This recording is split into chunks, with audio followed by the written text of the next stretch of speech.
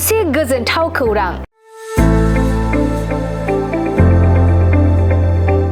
नोंथाङा गाव गावनि फिसाफोरखौ गुन गोनां सोलोंथाइ होनो गोसो दं नामा?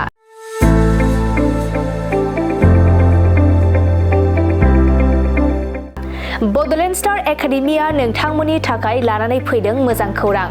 क'क्राझार जहरनि सा फारसे तितागुरि भबानिपुर एबा समबाय भवन अफिस साखाथियाव थानाय बड'लेण्ड स्टार एकाडेमियाव थाखो 6 निफ्राय थाखो 12 सिमनि थाखाय 2026-27 मायथाइनि गोदानै मुं थिसननाया सोलिगासिनो दं। मख'नो गोनांदि बे बड'लेण्ड स्टार एकाडेमियाव थाखो 6 निफ्राय थाखो 9 सिम बर' मिडियाम आरो थाखो 11 आरो 12 थाखोआव इंराजि आरो बर' मिडियाम जागोन। लोगोसे बे फरायसालियाव साइन्स, आर्टस आरो कमार्स स्ट्रिम थागोन। बे फरायसालियाव हौवासा आरो हिन्जावसाफोरनि आलादा आलादायै थाग्रा हस्टेलनि खाबुबो दं।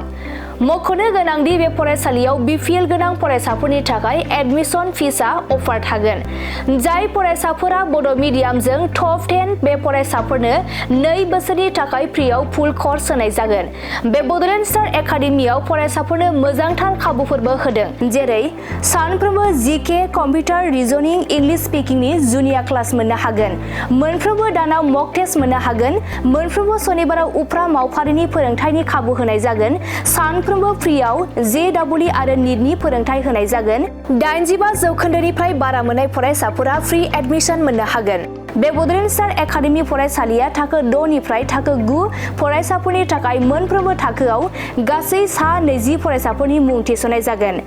आबुङै मोनथिनो थाखाय गाहायाव होनाय जानबुं नम्बर 7638008149 6000349997 6003494371 आरो 7896667636 नम्बराव खौरां लानो हागोन।